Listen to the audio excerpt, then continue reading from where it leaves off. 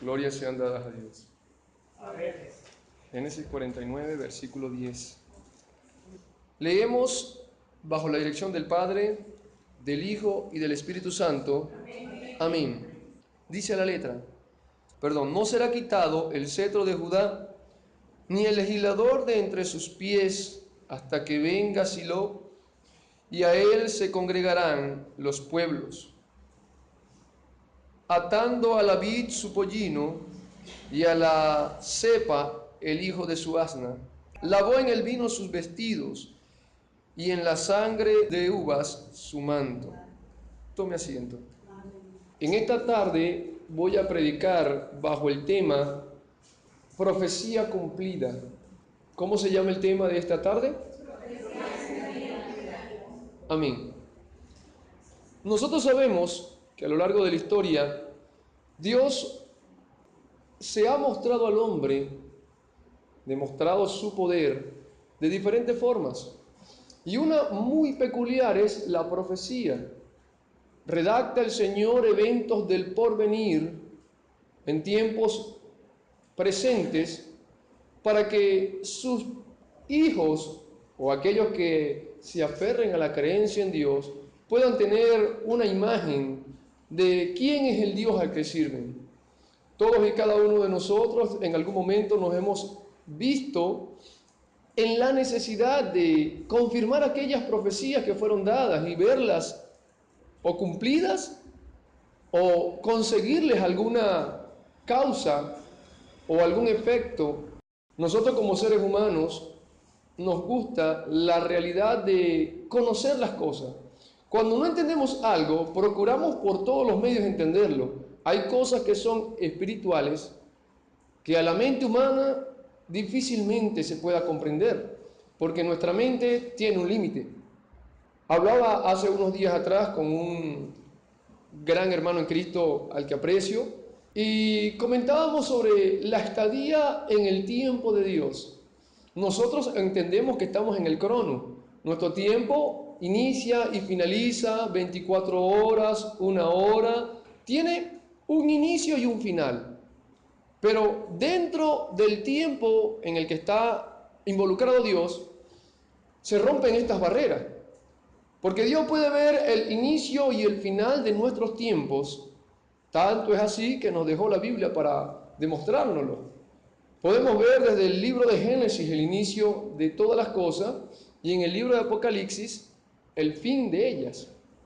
Y entendiendo esa realidad, Dios se maneja fuera del cronos.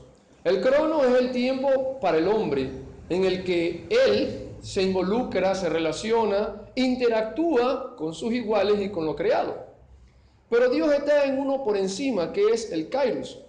El Kairos es un tiempo algo diferente al nuestro. Muchas personas han tratado de definirlo de diferentes formas, pero considero mi particular criterio que no de la forma más acertada, porque es algo tan entendible que no podemos manejar con nuestro entendimiento. Porque nosotros vemos el inicio de una cosa y tenemos que ver el final de ella. Empezamos los estudios, queremos finalizarlos en algún momento. Empezamos un trabajo, en algún momento lo finalizamos. Nuestra vida inicia un día y tiene que finalizar un día. Y en todo nuestro concepto de vida se basa en un inicio y en un final. Dios le demuestra al hombre cómo se manifiesta su poder. Nosotros entendemos las cosas de una forma limitada porque Dios nos creó de esa forma. Ahora, Dios sobrepasa esos límites. Hay cosas que nosotros no podemos alcanzar a entender por nuestra imposibilidad humanamente de entenderlas. El Kairos, en una de las definiciones que pude conseguir, es un tiempo que tiene estabilidad en la presencia de Dios. Dios en este preciso instante puede estar viendo y participando en aquella matanza de los 800 profetas con Elías y estar viéndonos a nosotros al mismo tiempo. Porque Él es un Dios de preexistencia, Él no se detiene en un tiempo específico. Él contempla todas las cosas desde un principio hasta un final. Nosotros vivimos el ahora. Él en este instante puede vivir o ver el pasado e incluso el futuro. Él puede estar deleitándose viendo el Armagedón mientras nosotros ni siquiera sabemos qué pasa o qué está haciendo. Entonces, entendiendo eso, Dios determina una profecía y Él habla y dice algo, pero nosotros con nuestras acciones podemos variar esas cosas.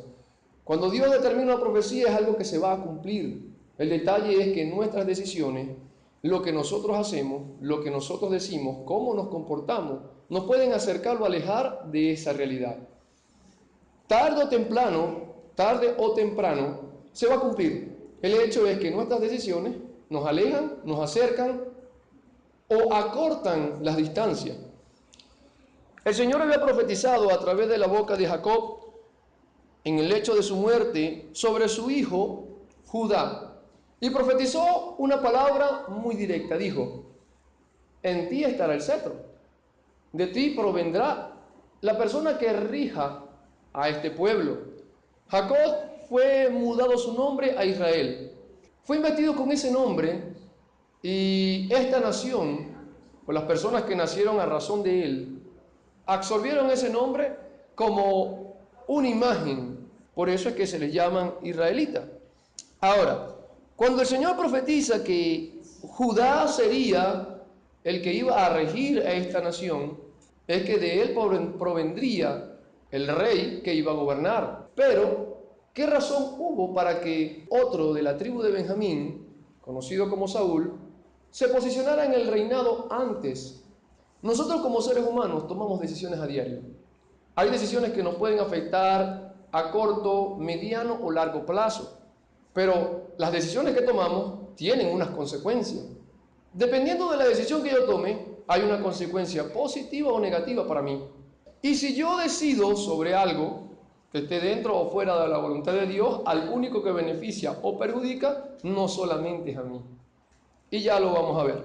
Cuando nosotros nos vamos al libro de Samuel, primera de Samuel capítulo 16, podemos ver el cumplimiento de esto que Dios había a través de Jacob. En el capítulo 16 de primera de Samuel podemos ver la realidad de que uno de los hijos de la casa de Isaí es ungido como rey. En el versículo 13 dice: y Samuel tomó el cuerno del aceite y lo ungió en medio de sus hermanos. Y desde aquel día en adelante el Espíritu de Jehová vino sobre David. Se levantó luego Samuel y se volvió a Ramá. Ok. Antes de que David fuera ungido por rey, ya había sido ungido Saúl. ¿Qué llevó a que esto aconteciera? ¿Por qué razones, si la profecía iba directo hacia la casa de Judá, por qué se antepuso la casa de Benjamín? El pueblo de Israel, para el entonces, como nosotros sabemos, era un pueblo muy bien descrito por Dios, de dura cerviz. Cuando una persona se le determina como una persona de dura cerviz, es una persona que hace caso omiso de las cosas que se le dice, es rebelde. Y ese tipo de cosas la pudimos ver en el pueblo de Israel. Israel para el entonces ya estaba hastiado de aquellos jueces. Ya se puede decir que, oye, una persona que nos rija, pero nosotros vemos el entorno de las demás naciones. Estoy especulando un poco. Vemos el entorno de las demás naciones y aquel tiene un rey que lo represente, el otro, los filisteos, los amalecitas, todos los gobiernos en el entorno tienen alguien que los represente. Y a nosotros nos representa un juez que lo que hace es señalarnos y criticarnos las cosas que hacemos. Entonces, algo desagradable. ¿Por qué no tenemos algo parecido a lo que ellos tienen? Aquellos hasta galantean y miran las ropas que visten y lucen. Y nosotros tenemos a quien nos critique. Entonces, entendiendo eso, el pueblo pide delante de Samuel a que le diga a Dios: no, queremos un rey. O sea, ya estamos cansados de que, ok, un juez, esto y el otro, no, queremos un rey. Ahora entro al contexto bíblico. Dios entiende la realidad porque Él ya había establecido esto. Él conoce el presente, el pasado y el futuro. Y Él sabía que necesitaba un gobierno sobre su pueblo, a un hombre digno de admirar, para respetar, para obedecer. Y eso sería algo genial. Entonces, entendiendo eso, profetizó hace años a través de Jacob esto. Y le dice a su pueblo, ok, ustedes van a tener un rey que provenga de la casa de Judá, pero a su tiempo. Desde ese momento de la profecía hasta el momento en que Saúl es ungido como rey pasó bastante tiempo. No fue de la noche a la mañana. Pero Dios siempre se antepone a los sucesos. Por eso es que vemos a Daniel pidiéndole a Dios, mira, ya se cumplió el tiempo. Ya el tiempo está cumplido. Ya el tiempo que tú predijiste está cumplido. Haz misericordia de tu tierra. Entonces, cada uno de los israelitas están bajo ese concepto y entienden esa realidad. Dios les ha dado a través del tiempo una forma de comunicación entre Dios y ellos, que son las profecías. Vendrá un momento en el que pasará esto, aquello y lo otro. Vemos al mismo Señor Jesucristo hablando de la misma forma. Y le dice, cuando veáis a la abominación desoladora sentado en el lugar santo, huid. Y siempre Dios profetizándole. Para poner al hombre al tanto de lo que viene, no dejándolo así a su entendimiento o a lo que pueda acontecer en el entorno, sino que esté consciente y claro de lo que viene para que se prepare. Y el estar preparados para ese momento que Dios ya estableció que sucedería, da la garantía de victoria o derrota, triunfo o desgracia. Y entendiendo eso, el pueblo de Israel se antepuso a lo que Dios ya había establecido. Pidió rey. Y bajo mi criterio, Lemuel Hernández, cúlpeme a mí de lo que salga después de esto, Dios dijo a sus adentros, cuando ve a este pueblo pidiéndole, ustedes quieren un rey que los represente. Bueno, les voy a dar uno que les enseñe lo que yo quería para ustedes. Que les demuestre que no es por mano fuerte o poderío de hombre que ustedes son libertados. No es por el poder humano ni por la cantidad de hombres que estén en su ejército que ustedes van a gobernar o regir el mundo, sino que el poder que ustedes ejercen sobre el mundo me lo deben a mí. Y les envía a un hombre bastante alto, dice la palabra, que era el más alto de todos en el entonces, un hombre fornido. Y oye, y la gente lo veía y, oye, esto de verdad nos representa. Me imagino la cantidad de personas que son algo baja de estatura y, oye, mira, de verdad, mira, ve, así es que queremos nosotros, ser representados. Entonces, entra en la posición de rey Saúl, pero lamentablemente, para desgracia de él y de su casa, no cumplió a los requisitos establecidos por Dios, pero como Dios había predicho algo, lo que Dios profetiza se cumple. Tarde o temprano se cumple y nuestras decisiones nos llevan a que eso se acelere, se atrase, pero se va a cumplir. Ahora, pasado eso, Saúl hace todo lo que hizo, terminó mal, muere y llega David al gobierno. Pero antes de que David llegara, Dios motivó todas las cosas que pasaron en el entorno mientras Saúl reinaba, fueron proporcionales para la enseñanza de David. David era un pastor de ovejas, no había sido enseñado en artes de guerra ni en nada de esto. Y a razón del ungimiento por haber sido desechado Saúl, él entiende, ok, yo voy a ser rey. Me da bastante alegría y gozo la actitud que tomó David ante esta realidad. Muchos de nosotros, cuando Dios nos dice algo, procuramos en todas las instancias agarrarlo. Eso es mío, ya Dios me lo dijo. Es más, dámelo. Y veo a David un poco, se puede decir que no indiferente, pero expectante, esperando la voluntad de Dios. No se apresura el tiempo. Tuvo varias oportunidades para quitarle la vida a Saúl y no lo hizo. ¿Cuántas veces Dios te ha dicho a ti, esto es tuyo, y tú has corrido a agarrarlo sin hablar con él? Padre, ¿cómo se va a dar eso? Sino que nos apresuramos. Y es la voluntad de Dios. ¿Era la voluntad de Dios o no que David tomara el trono? ¿Y por qué no lo tomó en el momento que fue ungido? Él no se adelantó. Y muchos podrán decir, no, se atrasó, porque imagínate, de 7 años, no, oye, después de tanto tiempo, ¿cómo se te ocurre? Pero yo considero que no, porque para el momento en el que él fue ungido, según mi análisis personal, no estaba preparado para ser rey. No había experiencia en él sobre el tema, no sabía cómo dirigir un ejército, no sabía muchas cosas que debe saber un rey para tener éxito.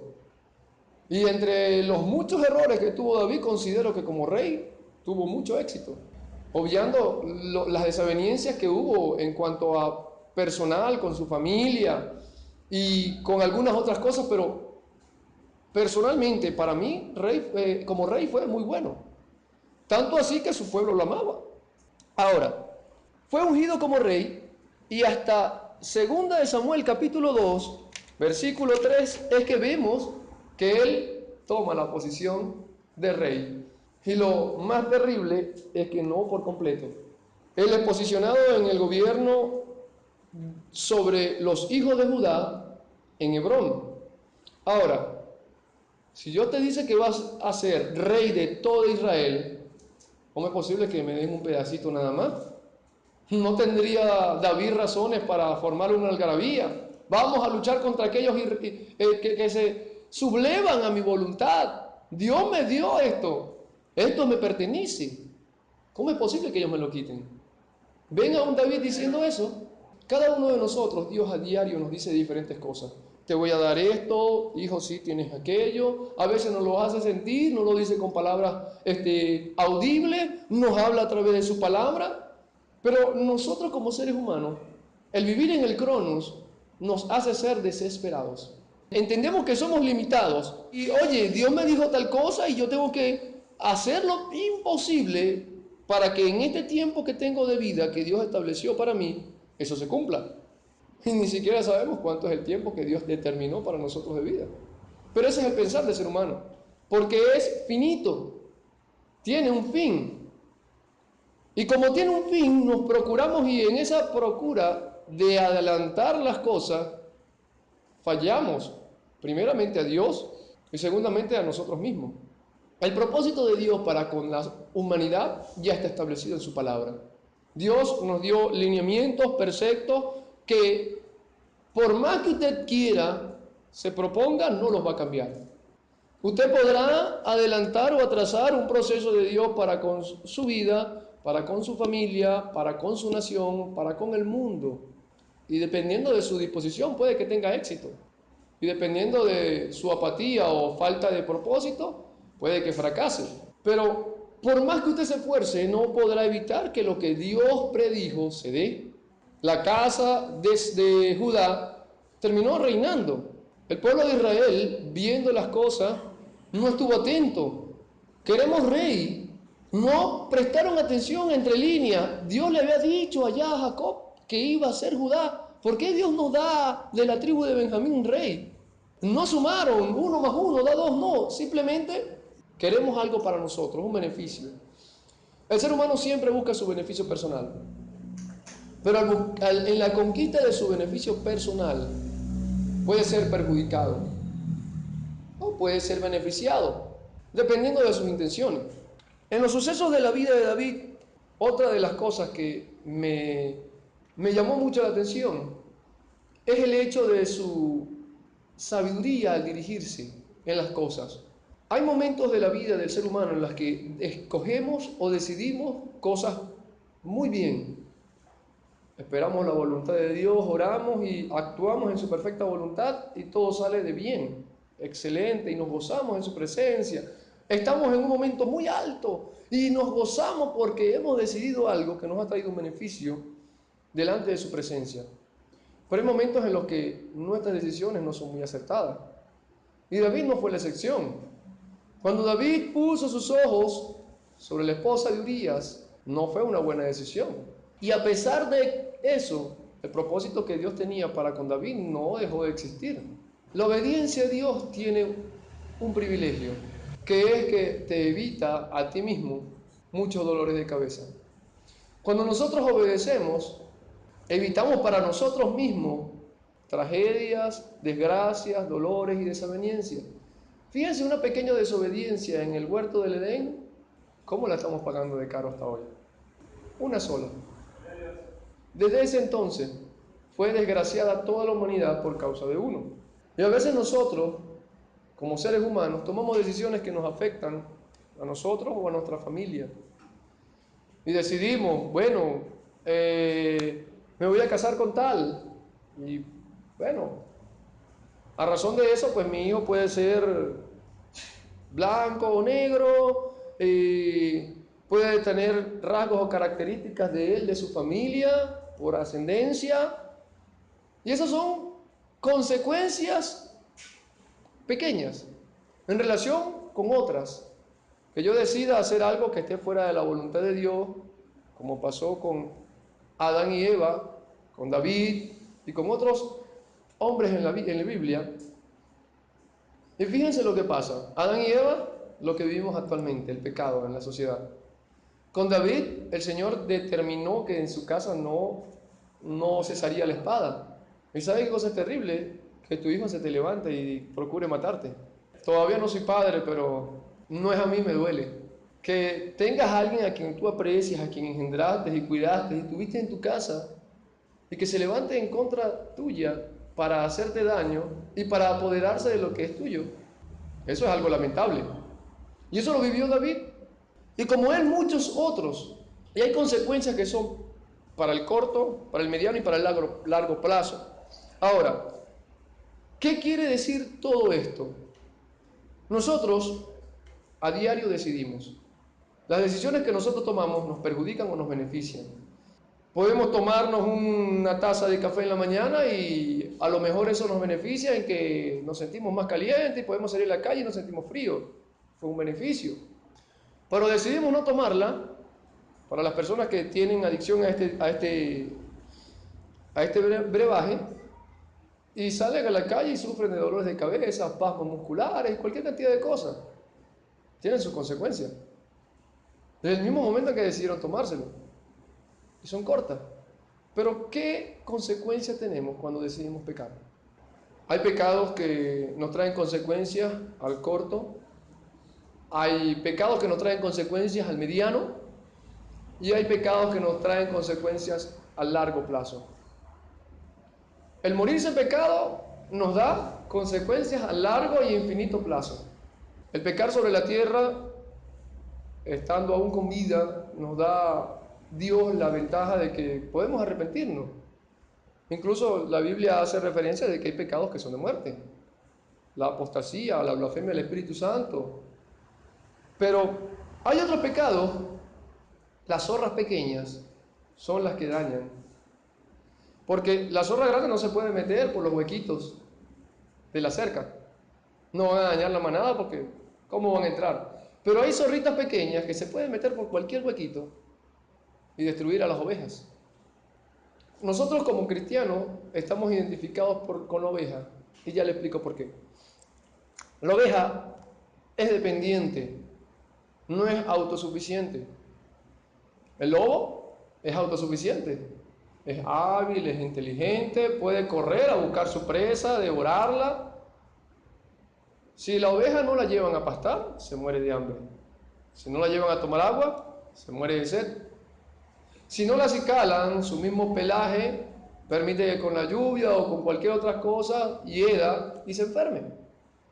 Si no hay quien la cure, se enferma.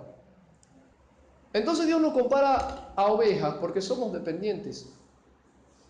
El hombre impío en el mundo se cree autosuficiente, pero como ser humano, toda la raza humana es dependiente.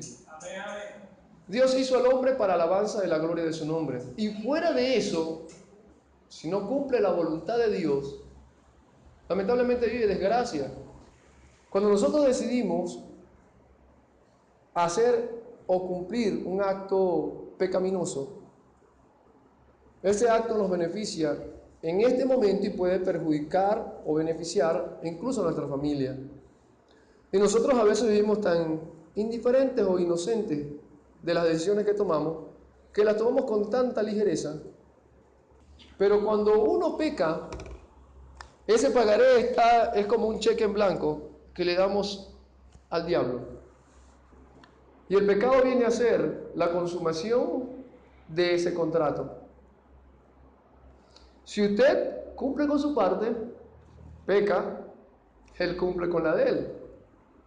No se puede quedar con su alma porque no le pertenece. Pero ante Dios, usted no es parte de él. ¿Qué privilegio tiene el creyente en esta instancia? Usted delante de Dios tiene un gran privilegio. Nosotros somos privilegiados delante de Dios. En referencia al hombre inconverso. Usted confesó a Cristo con sus labios. Y en ese momento usted firmó un contrato con el mejor contratista del mundo, del universo, de lo existente. Y al firmar ese contrato, el contrato tenía unas líneas pequeñas que muy poca gente ve. Y esas líneas pequeñas hablan de la santidad. Es algo bastante difícil de alcanzar. Compromiso con Dios, muy difícil de concretar. ¿Por qué? Porque la santidad tiene muchas aristas. La santidad embarga muchas áreas de mi vida. Al momento de confesar a Cristo no me lo dijeron. Pero al caminar con Él voy entendiéndolas. Y cada cláusula debe irse cumpliendo, porque la palabra de Dios dice en el contrato que sin santidad nadie verá a Dios. Ahora, cada uno de nosotros procura diligentemente o negligentemente, o ni siquiera lo procura, de agradar a Dios en esa cláusula.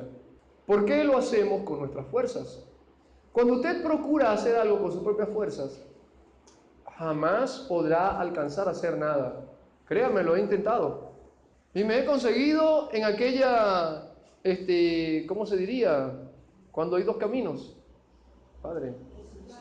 En aquella encrucijada en la que se encontró el apóstol Pablo, cuando no le permitía al Espíritu Santo que fuera el que gobernara.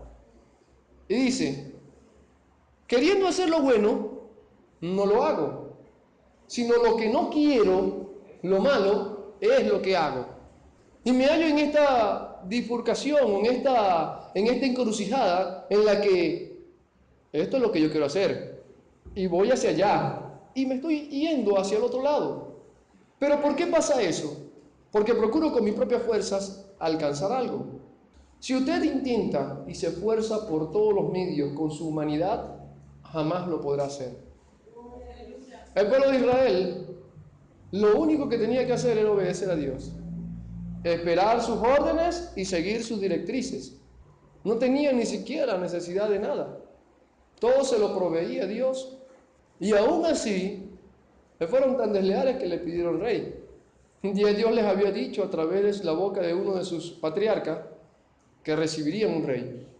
Pero en su tiempo.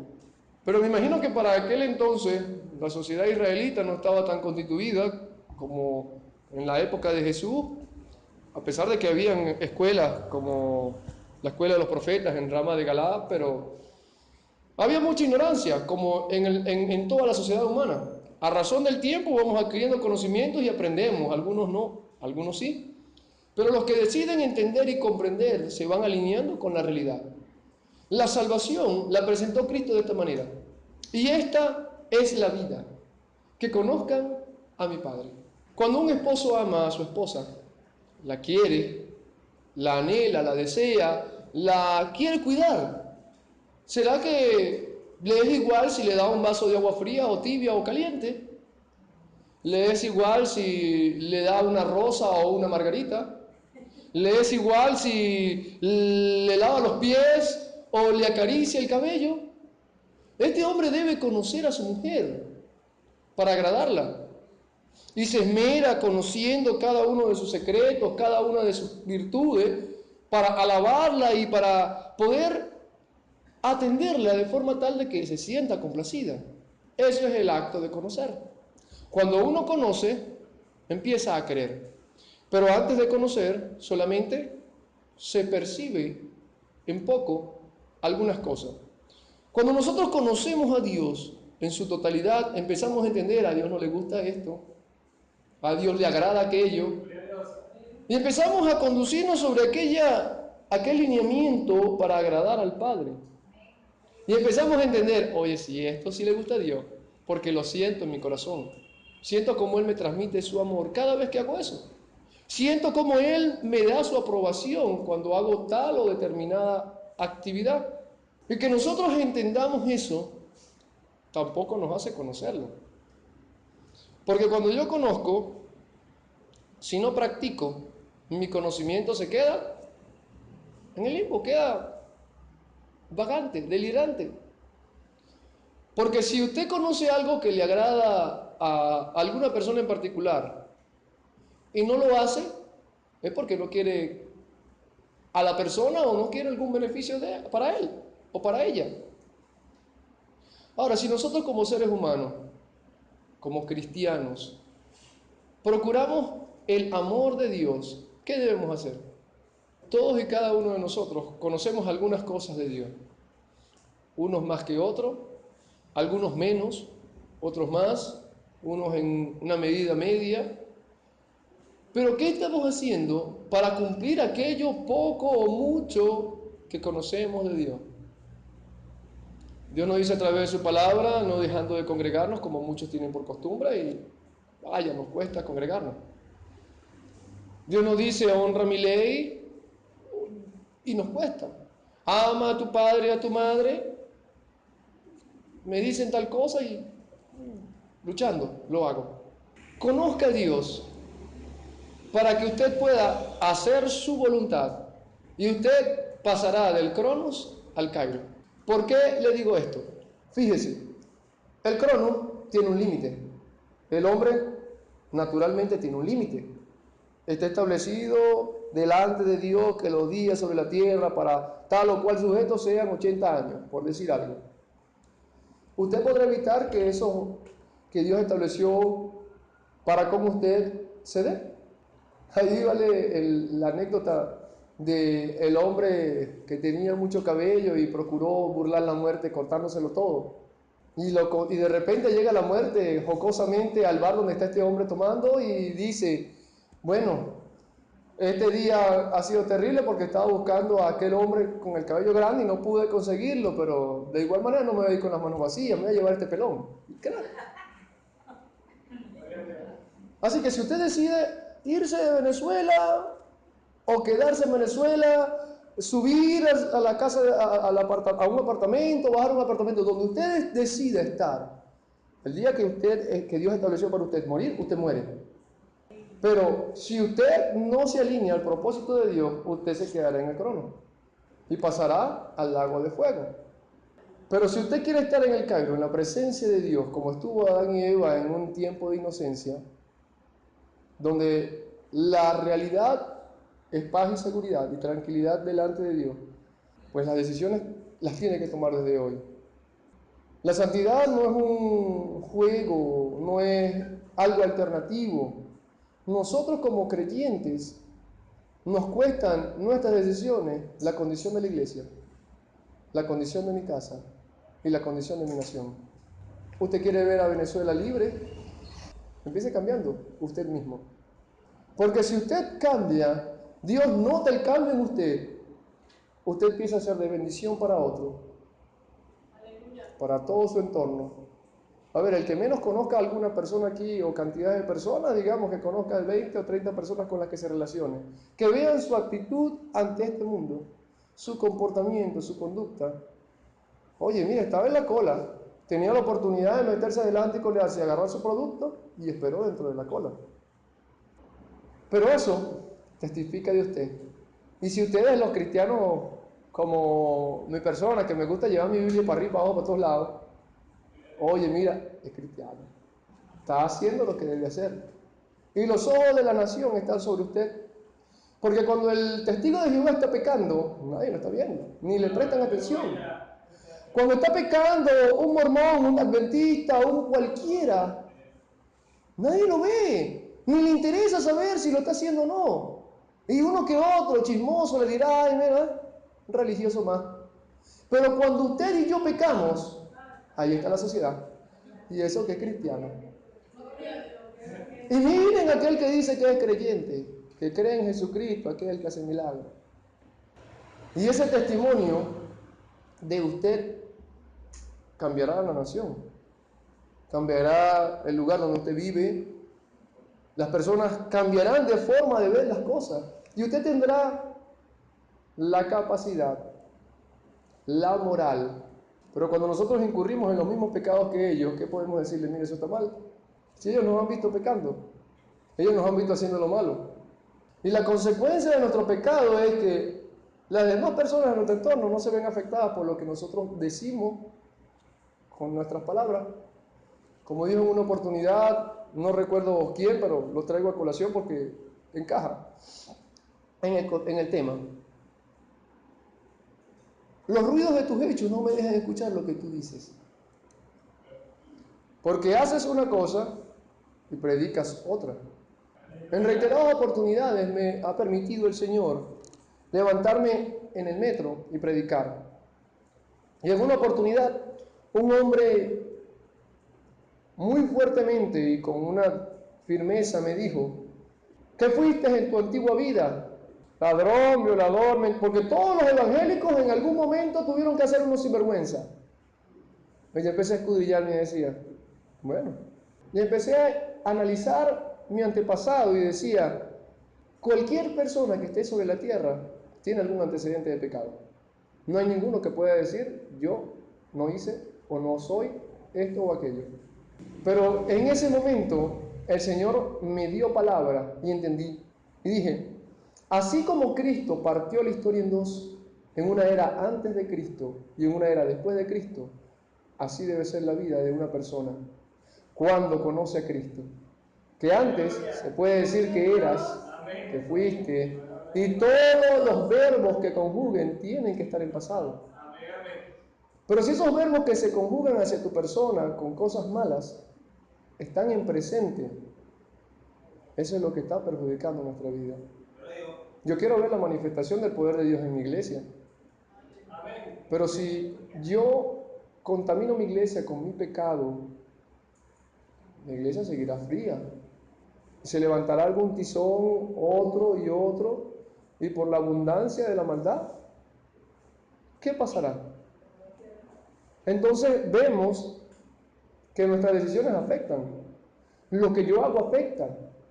Ponga su granito de arena. Porque un castillo no se hace con un solo ladrillo. Habemos muchos aquí que queremos el bien para mi iglesia, para nuestra iglesia.